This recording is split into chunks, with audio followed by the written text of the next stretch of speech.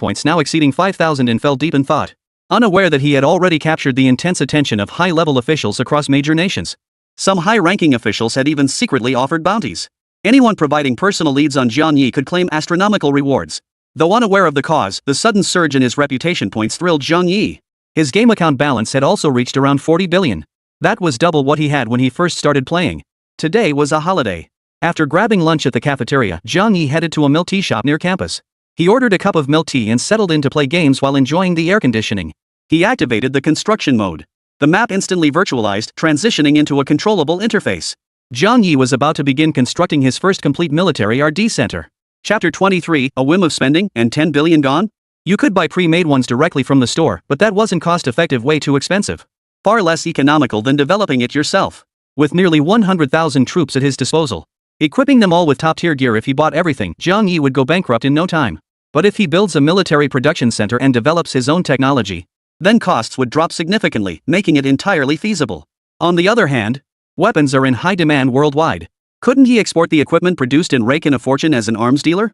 Jiang Yi slapped his thigh in admiration of his own business acumen. The construction costs were no small sum, but reluctantly, he had to bite the bullet and let it go. Soon, Jiang Yi selected a complete production chain, covering an area of 762 square kilometers. To construct the entire facility, the required investment is 835 million. Confirm? Over 800 million. Damn, that's expensive. The main reason was that Jiang Yi wanted to develop cutting-edge high-tech equipment that would lead the world. The required machinery all demanded high precision and advanced intelligence. That aspect is incredibly costly. Everything else is manageable. Confirm. After clicking the confirmation button, the map began rapidly transforming as simulated workers frantically labored on the construction. Fortunately, Jiang Yi didn't have to wait long. Construction was complete. The area was located near the main urban district, less than 3 kilometers away. Jiang Yi chose this proximity primarily for easier management. From the map, the layout appeared well organized and aesthetically pleasing. With complete facilities, it actually looked quite impressive. The military factory R&D center was divided into several key zones. Several of these are considered key areas. First is the production workshop. It houses multiple highly automated production lines for weaponry and equipment, covering light arms, heavy equipment components, and other categories. It also features a dedicated ammunition production workshop with the capability to manufacture conventional ammunition across various calibers. Next is the R&D center. Equipped with advanced computer simulation systems for weapon design and performance testing simulations. A dedicated materials laboratory researches and develops new high-strength, lightweight, corrosion-resistant, and other specialized materials for military equipment. To better understand the performance of weapons under development, there is also a dedicated testing ground. The site is divided into several smaller areas, including a large outdoor live fire testing range that simulates weapon performance under various combat conditions. Indoor facilities include environmental simulation chambers for high temperature, extreme cold, high humidity, and high salt fog testing. Next are the storage facilities. For large warehouses are available for storing finished weapons, ammunition, and various components. These facilities incorporate comprehensive safety measures including temperature control, fire prevention, and explosion protection. Of course, the military factory cannot begin operations immediately. Jiang Yi still needs to configure certain parameters. For instance, what weapons or equipment to develop, and so on. Jiang Yi clicked to view the parameters for various equipment. The sheer number of options was dizzying, and just glancing at them gave him a headache. He decided to simply max out all attributes. This ensured the weapons developed would inherently possess top-tier performance, surpassing global standards. Even the United States would have to bow down to them. Take, for instance, an automatic pistol with firepower rivaling a sniper rifle capable of effortlessly penetrating 5 cm thick concrete while boasting near zero accuracy deviation. Jiang Yi couldn't help but wonder, wouldn't you be scared to see this thing on the battlefield? Other models, like the .07 caliber assault rifle weighing just over 10 pounds, could inflict substantial damage on tanks, even penetrate armor, let alone the rest. If these weapons appeared on the battlefield, with both sides at equal strength, our side would crush them without mercy. If the big shots in the lighthouse nations saw this, they'd be furious, calling it cheating. Finally, Jiang Yi temporarily finalized several production priorities. First, light weapon development. High-precision rifles equipped with long-range scopes and suppressors. Portable individual mortar systems. Oh, and custom-made ballistic vests with energy-dissipating armor capable of withstanding sniper-level damage. With light weapons secured, heavy armaments couldn't be neglected, such as anti-tank missiles, supersonic high-explosive shells, and their components. Beyond these weapons for regular soldiers, Jiang Yi also needed to build a special forces unit. That is, a special forces unit to carry out specific missions. Fortunately, he already had one at his disposal, the special forces unit led by Alpha and his men. Considering that special forces routinely handle unique missions, Jiang Yi provided them with special care. An advanced individual combat exoskeleton system was specifically developed for them, enhancing individual load-bearing capacity and mobility. Battlefield intelligent reconnaissance robot. Various portable assassination weapons. That's enough for now. These should suffice for now. Should any shortcomings arise later, Jiang Yi could always find ways to compensate. Oh, right. Developing military-grade weapons isn't something just anyone can handle. Jiang Yi still needed to recruit some specialized personnel. After reviewing the options, he ultimately splurged 200 million. He acquired a team of researchers including design specialists, weapons development experts, and mechanical engineers. A group of skilled technicians responsible for online operations and equipment maintenance. And logistical support personnel primarily handling medical services, cleaning, and command to ensure the factory ran smoothly. With all this done, Jiang Yi breathed a long sigh of relief. They say war is a money pit. Now he saw it was indeed true. Just building a military factory and recruiting some talent had already eaten up 1 billion yuan. Fortunately, these investments were essential. Their effectiveness would become evident when his forces were fully armed and their combat power significantly enhanced. Otherwise, the average person would be spitting blood. Moreover, the key point is that once the entire production area is established, subsequent R&D costs won't be so outrageous. On the contrary, compared to the military equipment prices Jiang Yi knows exist on the market, they'll be much more affordable. Once our own forces are fully equipped, we'll begin exports. That billion yuan should be recouped in no time. Jiang Yi comforted himself with this thought. Next, Jiang Yi assigned personnel, clicked the button, and initiated automated R&D operations. This was another advantage. From here on out, Jiang Yi wouldn't need to worry about a thing fully automated, integrated R&D. Perfect. Just as Jiang Yi took another giant leap forward here. The declaration video had gone viral. Many nations seized this opportunity to impose sanctions on them, citing the inhumane and illegal actions of the Sand Empire. Direct economic losses reached tens of billions. And this was only a preliminary estimate. Factoring in foreign companies voluntarily withdrawing investments from Sands and major corporations unilaterally terminating partnerships, the ultimate financial toll on Sandow remains an unknown figure. It's safe to say the hearts of SARS's top brass are bleeding profusely. Finally, the top brass of Sandia could no longer sit idly by. They convened a special video conference dedicated to launching a campaign against Jiang Yi. Attendees were all top decision-makers within the Sand State. The kind who rarely show their faces in public. The meeting had only one agenda: the Huichi forces must be eliminated. Chapter 24, Assassination Plot. Is Jiang Yi in danger? Serious expressions dominated the meeting. Meetings of this caliber were only convened when the nation faced major crises. In the past, they might convene only a handful of times in a year. This underscored the gravity of the situation. Noticing the slight silence as people struggled to speak, Solomon took the initiative. Gentlemen, we must make a decision on this matter. Those shameless individuals are using such methods to stir up international public opinion, which greatly impacts us. If we do nothing, it will only embolden their arrogance. You are all outstanding leaders in your respective regions. I trust you can handle the Hushai forces. Now, voice your opinions. Even if the plan fails, we shouldn't pin the blame on one person, because this decision will be ours collectively. Salman understood these veterans feared being held accountable if things went wrong, so each waited for someone else to speak first. With no other choice, he preemptively issued a disclaimer. He wanted them to feel secure enough to freely propose strategies. Yet the room remained silent. Salman's face darkened with frustration. After over a minute, someone finally spoke up. All right, I have a plan. What do you all think? Oh, go ahead. Finally, someone was speaking up. Salman couldn't let this chance slip away. The speaker was an elderly man in his 60s or 70s, wearing a white turban. His name was Harwi. He was a high-ranking commander in Signins, having personally fought on the battlefield in his younger days and earned military honors. Don't you find it strange that the Hushai forces have suddenly become so formidable? Harwi, that was a soul-searching question. Everyone frowned deep in thought. Truthfully, they had all pondered this question before. But since they knew very little about the current leader of the Hushui militia, it remained unresolved. Yes, the root of it all might just be this leader. Harvey explained with a serious expression. Ever since he appeared in the Hushai forces and seized control, their strength has surged like they're cheating. It's too bizarre. I believe the primary reason for the Hushai forces' growth is this man. The others nodded in agreement. No doubt about it. As fellow Eastern Continent nations, Sandow actually possessed deep insight into Yaman's situation. In the past, they would never have imagined that the Hushi armed forces could evolve to such formidable strength within a mere week. They even have fighter jets now. They now possess various high-precision weapons. Most outrageous of all, they'd even deployed tanks, weapons they'd never seen before. A single shot could level everything in its path. The post-battle data from the Aden port engagement delivered a massive shot to them. That wasn't the kind of combat capability the Houthi forces should have possessed. The key to the Hushai militia's rapid development? They should have realized long ago. Was the current true leader of the Hushai forces. This individual is rumored to be a mysterious Dragon Nation native whose true identity remains unknown to this day. Salman sighed. This man's identity was too shrouded in mystery. He had once sought assistance from the Dragon Nation, but their response was that no such individual could be found within their borders. Not a single clue could be found. At this point, Solomon and all the senior officials present from Shashi wore expressions of profound apprehension. This guy. Just who is he? Could a single individual truly orchestrate such a monumental transformation within an entire military force? Where did he get those formidable weapons? Take the fighter jets, tanks, and drone swarms, for instance. They later contacted the Lighthouse Nation and were told that even they don't possess such technology. Surely he didn't conjure them out of thin air or find them lying around in the desert? Weird. Too bizarre.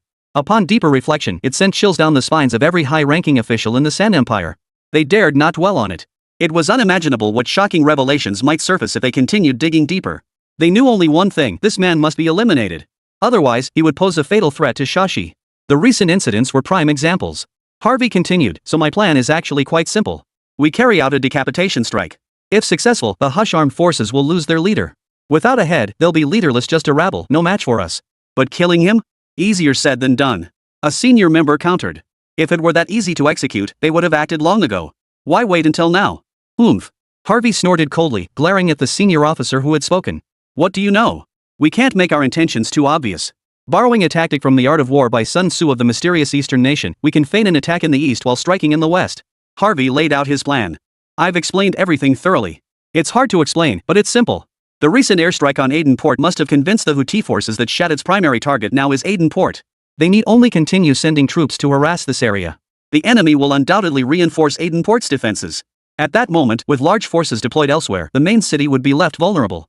Covertly deploy second-line troops to the Houthi stronghold for a decapitation strike. The enemy would never anticipate this, significantly reducing the difficulty of the decapitation mission. Finally, after hours of deliberation with all senior Sandstone commanders, Salman decided to adopt this plan.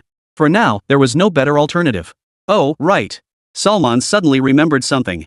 We have spies and assassins stationed at the Yaman. I believe this will further increase our success rate. Salman was nearly driven mad by recent events and had almost forgotten about this. Back when they were preparing to deal with Yaman, they had made all sorts of arrangements, planting undercover agents, training spies. Even now, the agents they had recruited or planted were still working for them.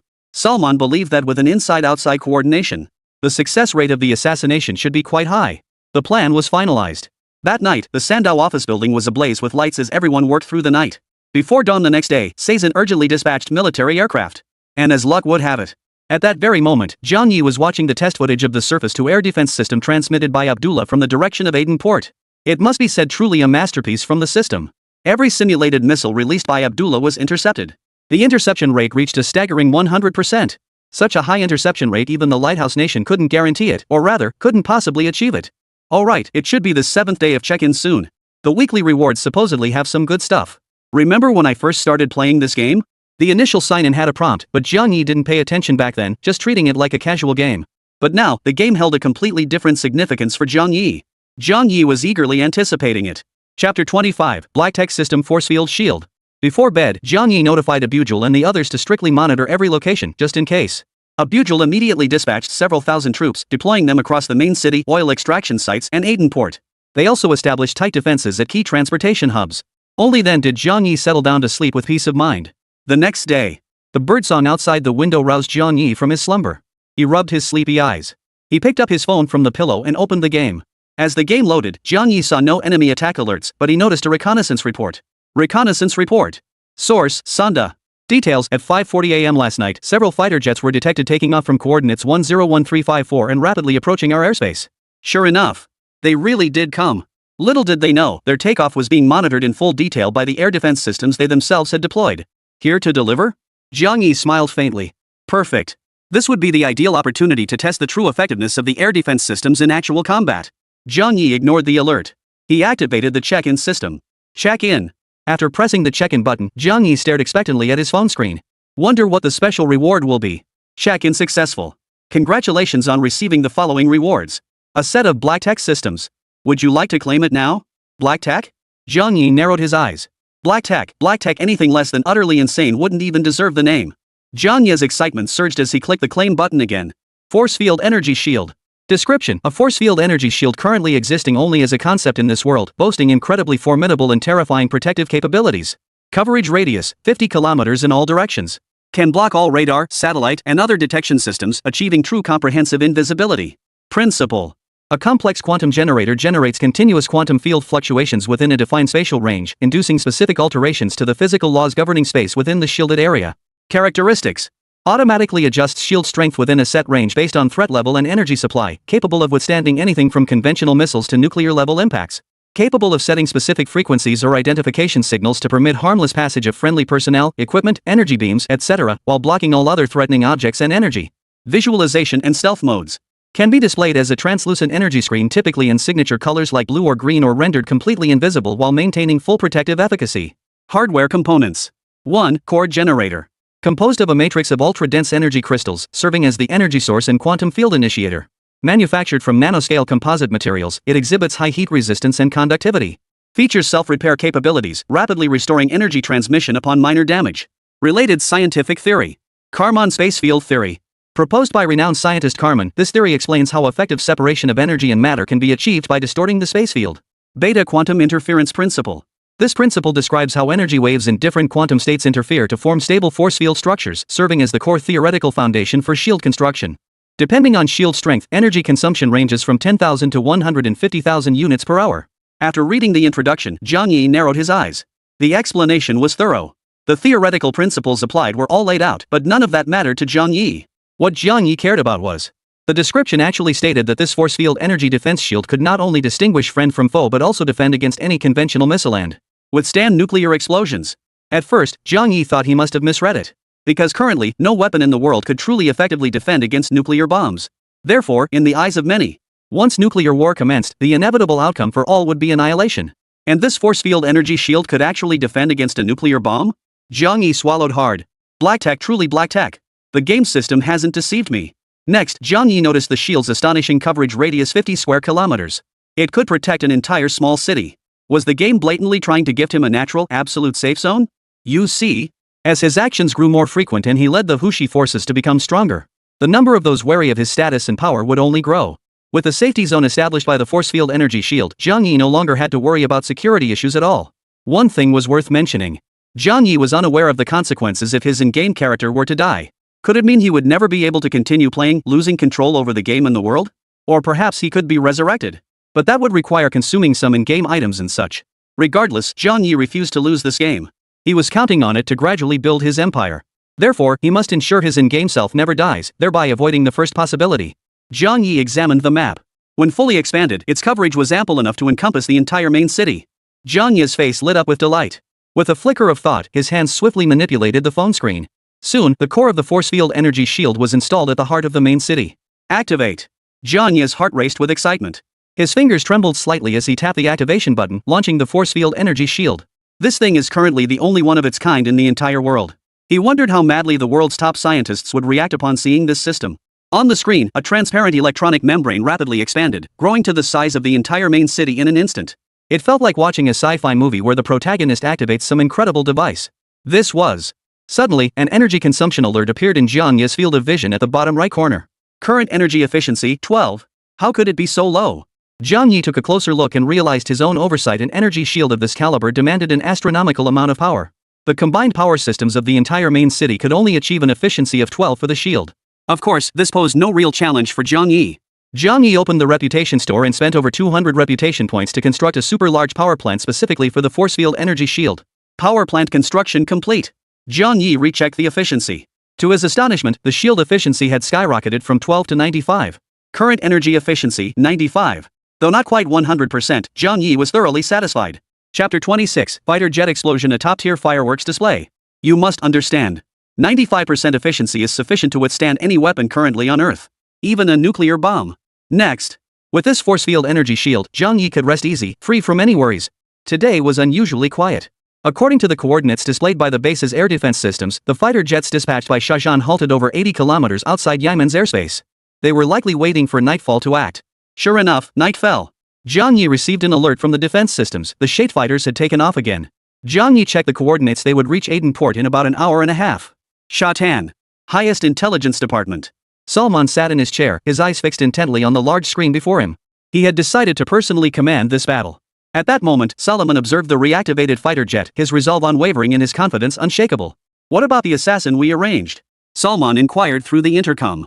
To ensure the plan's success, they had divided this decapitation operation into several departments working simultaneously.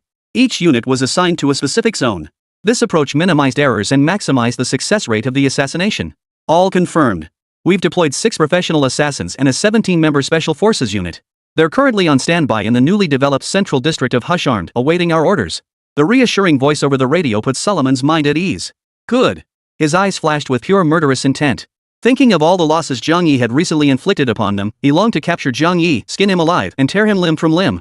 Time dragged on. To Solomon, the minutes dragged on like years. An hour later, Solomon stared at the large screen. The coordinates showed that the fighter jets they had dispatched were now very close to the port of Aden. According to the plan, the next step was to conduct an airstrike on Aden port. Draw the attention of the Houthi forces, then while their focus is on Aden port, launch an airstrike on the main city district and assassinate Jiang Yi. Mr. Solomon, good news, our fighter jets are so close now, and there seems to be no movement at Aden port. They likely haven't detected our surprise attack. At this moment, a subordinate used satellite imagery to survey the general situation at Aden port. Just like last time, Aden port was completely quiet. Not a hint of preparation for the impending assault. Oomph. Solomon snorted coldly. Having successfully ambushed them once before, they remained utterly unprepared this time. Serves them right. Things seemed to be going more smoothly than he had anticipated. He had assumed that after the previous attack, Aden port would have reinforced its defenses this time. Instead, these forgetful fools. The successful airstrike drew more enemy attention to Aden port. The defenses in the main city would inevitably grow laxer.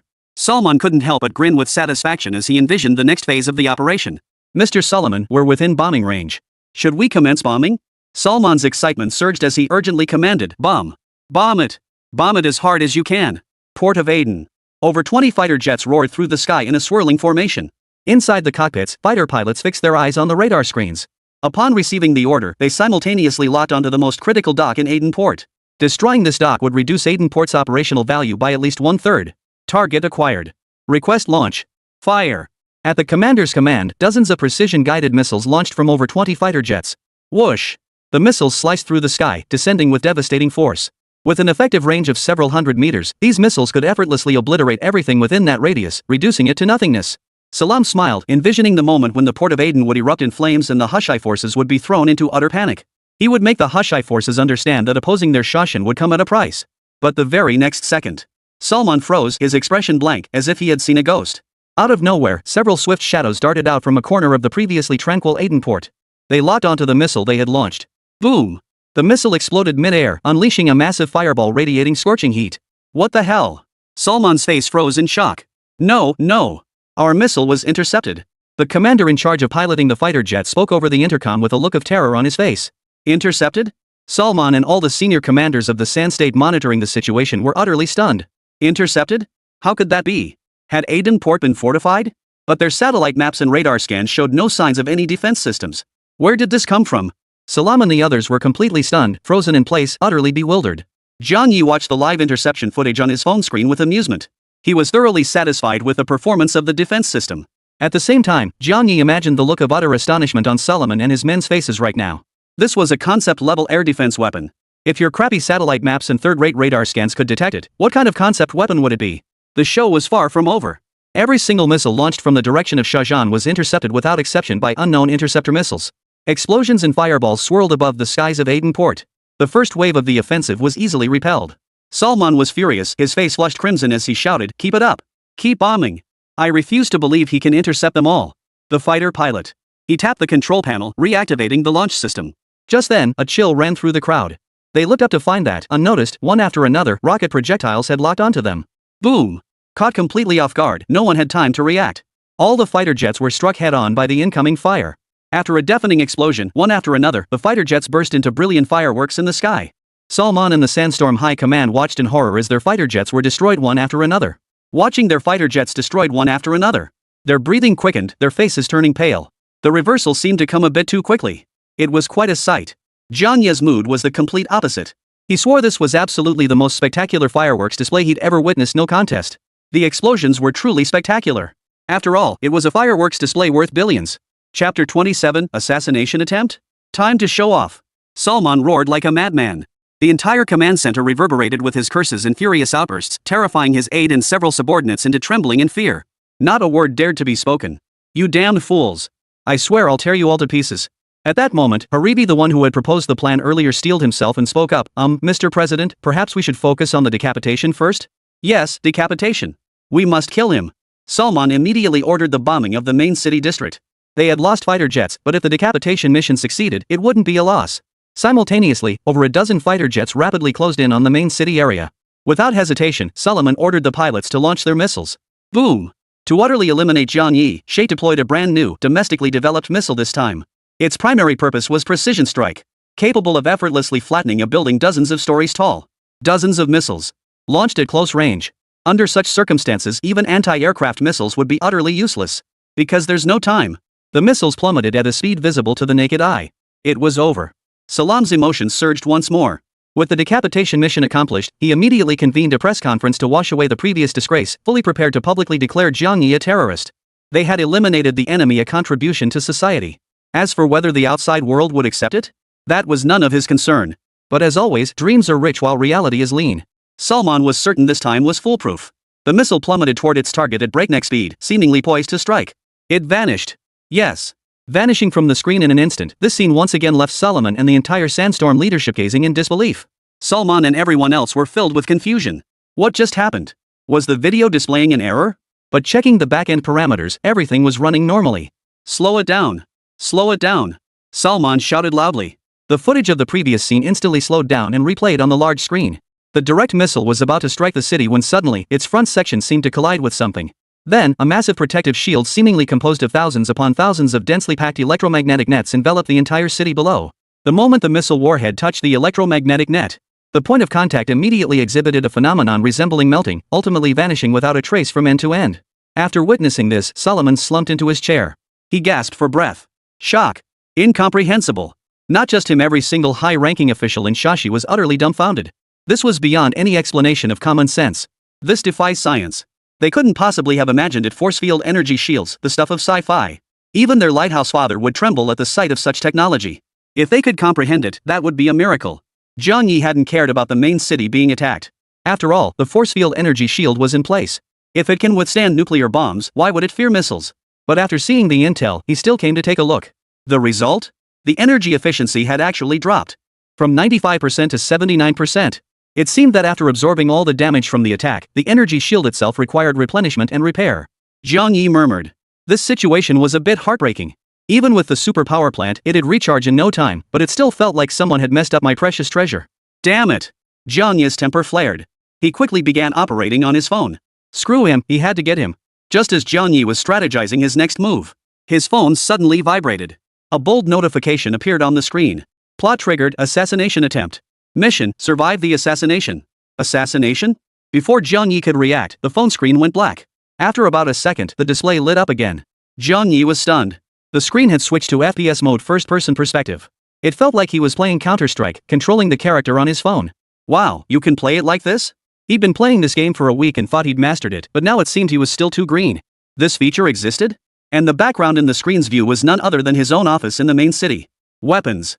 Jiang Yi tapped the weapons option and his character pulled two pistols from a drawer. Jiang Yi understood. Someone had hired an assassin to kill him. His mission was to survive, and the best way to deal with an assassination attempt was to take out the assassin, right? Jiang Yi chuckled. He might be clueless about anything else, but gaming? Not a chance. Jiang Yi slid the screen on his phone, guiding his character out of the office. Dongzhou. Bang! In the pitch-black corridor, a figure darted back and forth through a hail of bullets, dodging them with agile, nimble movements as he sprinted toward the top-floor office. Alpha was drenched in sweat. He never imagined assassins would appear within the main city. His current mission was to inform the leader of the assassin's presence. Finally reaching the office, he pushed open the door only to find it completely empty. Oh no, could it be? Alpha's pupils instantly contracted to pinpricks. His sacred duty was to follow the leader to the death. If anything happened to the leader, he would have no right to live and would end his own life without hesitation. But before that, he would seek vengeance. Boom! A thunderous explosion erupted behind him. Alpha whipped his head around to see a corpse flung onto the floor, blood staining the carpet crimson. The bullet had struck him squarely between the eyebrows, a sign of exceptional marksmanship. Lifting his head, he recognized the figure who had tossed the corpse, none other than the leader himself. The bloodstains on his clothing suggested the leader had likely already dealt with several others. Leader, you. Alpha's expression turned stunned. Could the leader be this powerful? These are professional assassins, world class. This is thrilling. Jiang Yi was hooked. The game's visuals were almost indistinguishable from reality. He continued guiding his character downward. At the stairwell entrance, several assassins ambushed him from the corner, firing blind shots. Jiang Yi remained unflappable, cool as a cucumber. With a slick dodge, he brushed past the bullets, pushing the limits of recklessness to the edge. Sidestep. He fires a quick burst with his back turned. Thud. The bullet left a bloody hole in the assassin's forehead. Another kill. Footsteps echoed below.